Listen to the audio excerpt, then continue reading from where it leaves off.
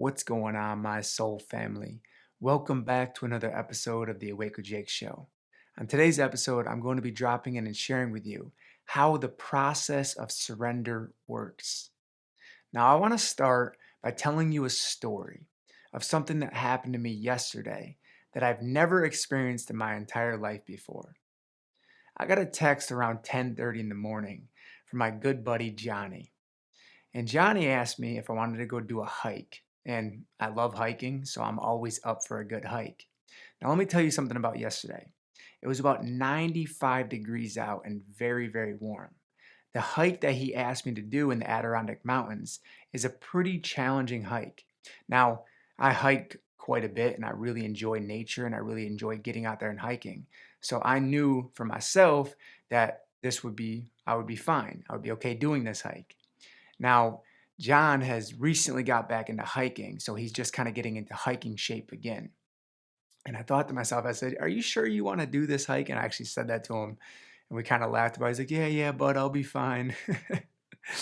So we set out on this hike, and it's about 3.5 miles to the summit.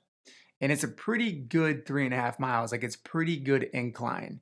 And for those of you that hike, then you'll know what I'm talking about when there's certain spots that are big rocks that you have to kind of climb around and go up, and there's creeks to work through and different kind of things that are challenging on this trail. So the whole way up, it's progressively getting harder and harder and harder. And I'm noticing that John is really struggling along the trail. About every 30 feet, he's having to stop. He's having to stop. And I kept asking him, I said, "Are you all right? Are you good? Do you want to turn around?" And I'm being very supportive along the way while making some jokes as well, right? And so he kept saying, "No, bud, I'm good. I'm good." And he's like, "Listen, I got an ego a mile wide." He goes, "I am getting to the top of this mountain no matter what." I said, "Okay, well, I'm right here with you the whole way."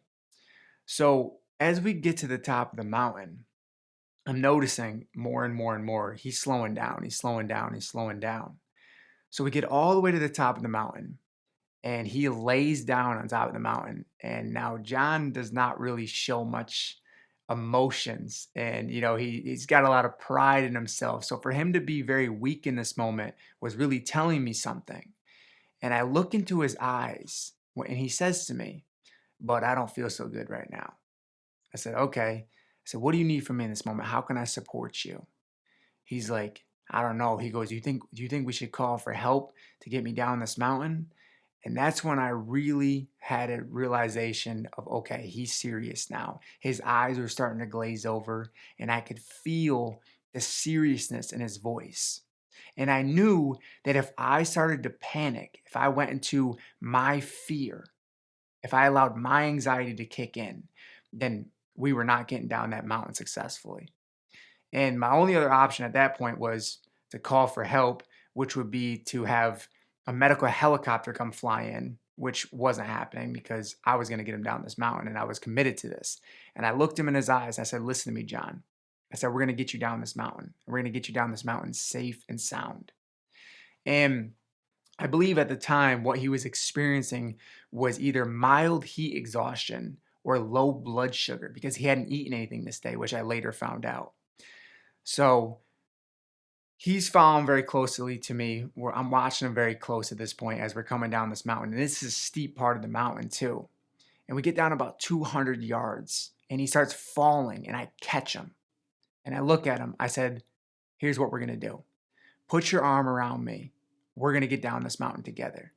And I literally put my arm around him on his lower back. He put his arm over my shoulder. Now he's 240 pounds, this guy is. I took both of our book bags, strapped them on my back, and we went down this mountain together, little by little, step by step.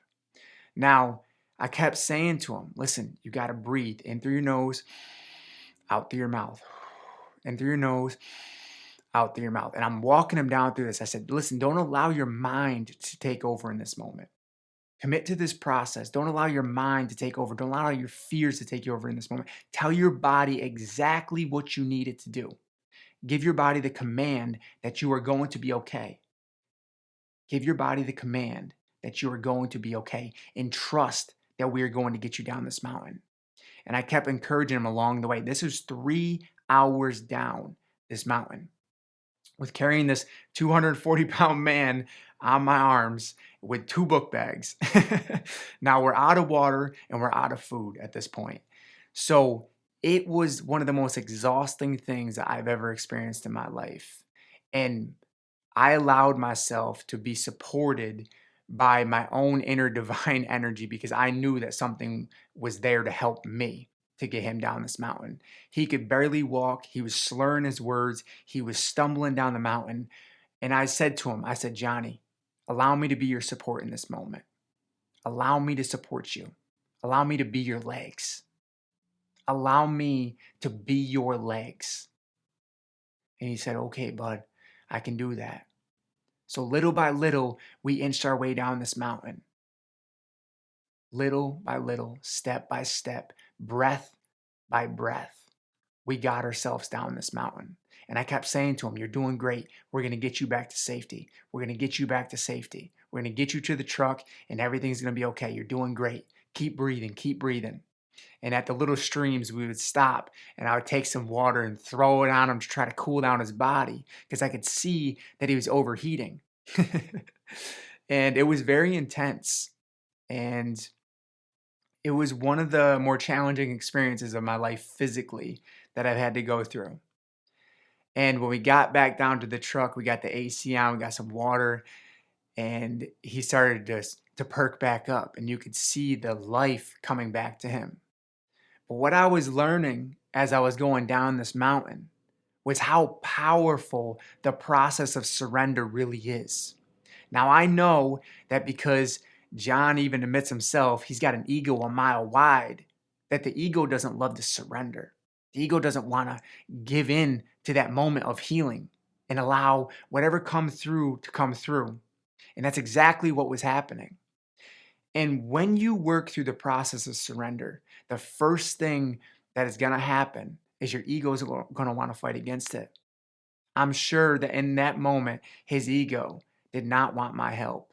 But he knew that in order to get down the mountain, he had to allow me to support him. He had to allow me to be his legs.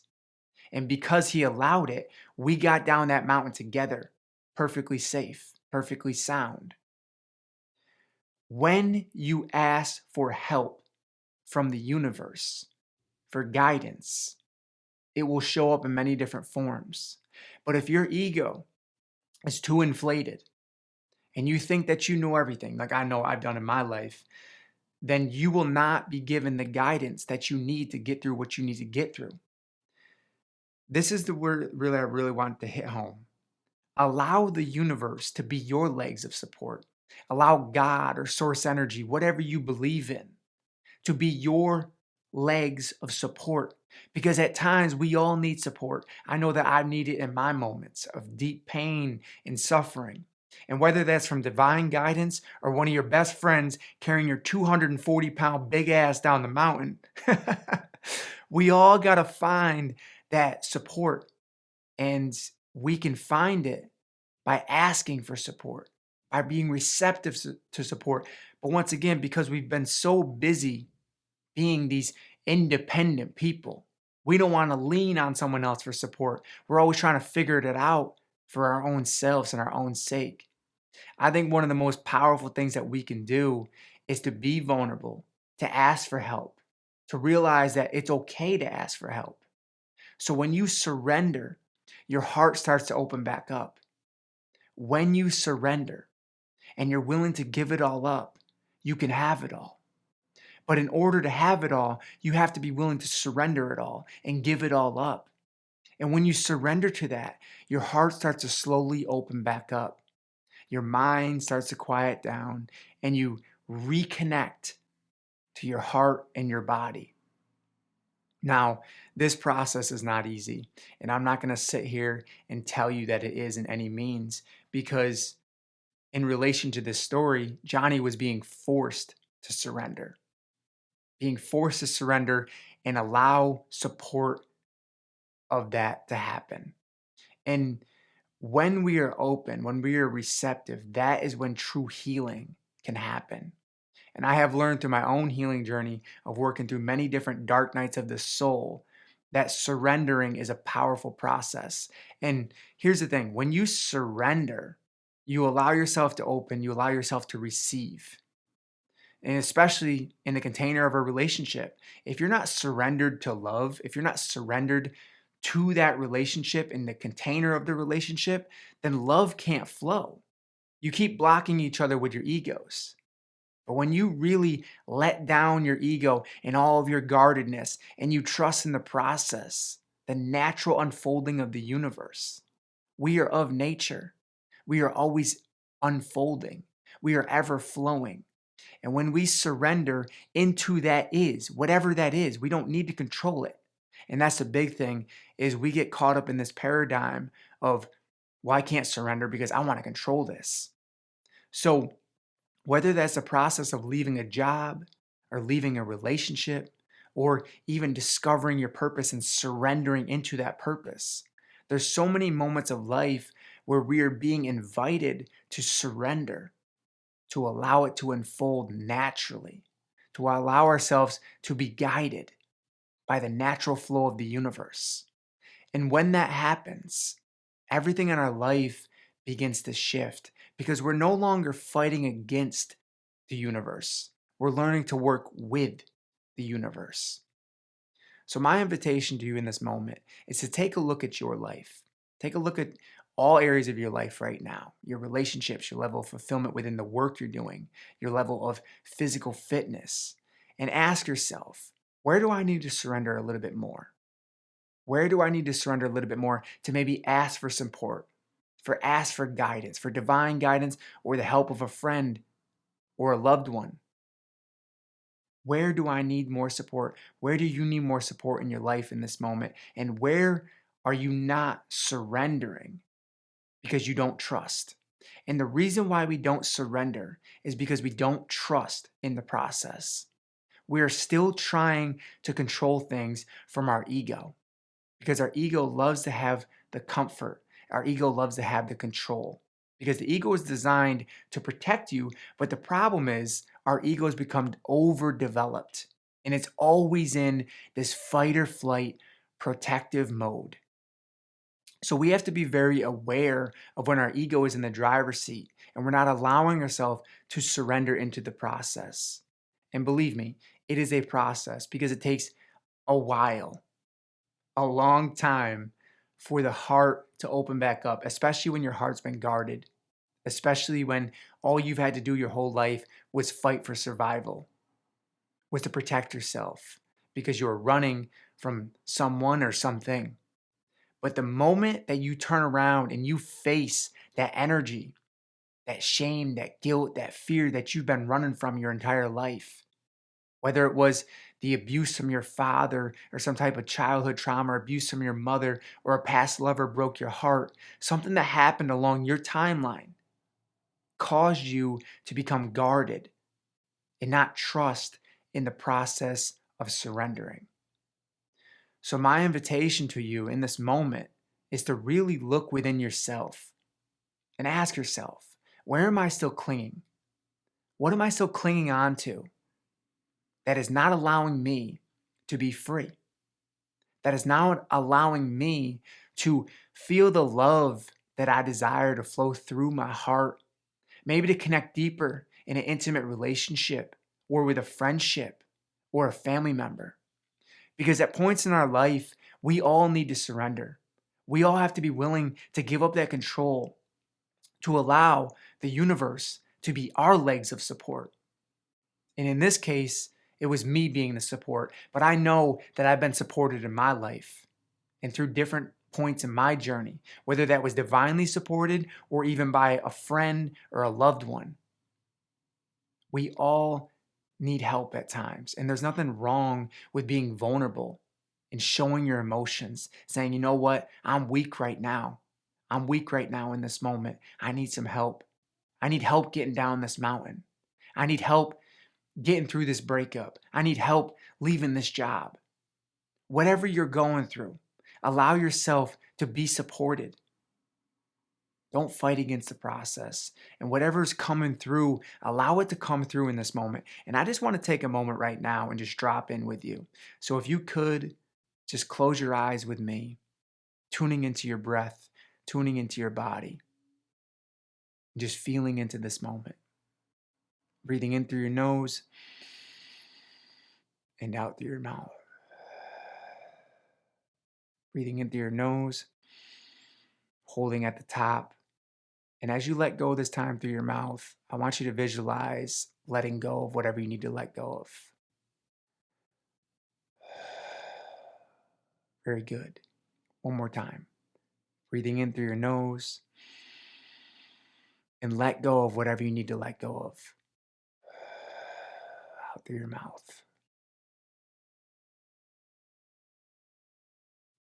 Just continuing to allow yourself to release what no longer serves you, to surrender into the natural flow of the universe, to not fight against the process, but to work with the process, to trust that you are being guided in this moment.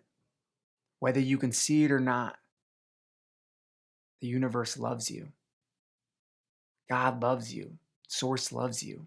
Whatever you want to refer to it as, there is something, an energy that is innately beautiful, that is unconditionally loving, that loves you unconditionally and is always looking out for you. And when you allow that energy to look out for you, when you allow yourself to surrender, when you allow yourself to open, when you allow yourself to be supported and guided, that is when true magic happens.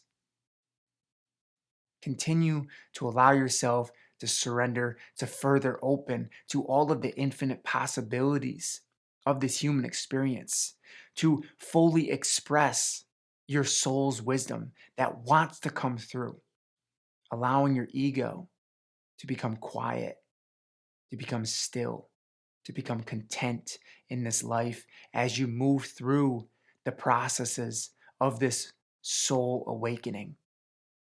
And in that process, you are going to experience deep grief at times, maybe betrayal, shame, unworthiness, deep fears, not trusting the unknown. But every single time I've ever stepped into that fire, every single time I've ever stepped into the unknown, I have grown immensely. I have grown immensely when I was willing to step in and surrender, to drop down on my knees and to say, I give it all up. Cleanse me of my pain. Cleanse me of my demons that I hold on to. And as the tears rolled down my face, I felt the releasing happening. I felt the letting go. I felt the shedding. And that's how it works for all of us. As we let go and give it all up, we will be blessed with it all. Thank you so much for taking the time to listen to today's episode. I hope that it brought you immense value. If it did, please take a moment of your time right now so you don't forget, screenshot it, share it to your Instagram story, and tag me at _Jake Woodard. I love you so much. I'm so proud of you for being here and listening to this type of material. I hope that you're finding fulfillment in your life, in your work, and in your relationships. As always, stay open, stay loving, and stay connected to that beautiful source within you.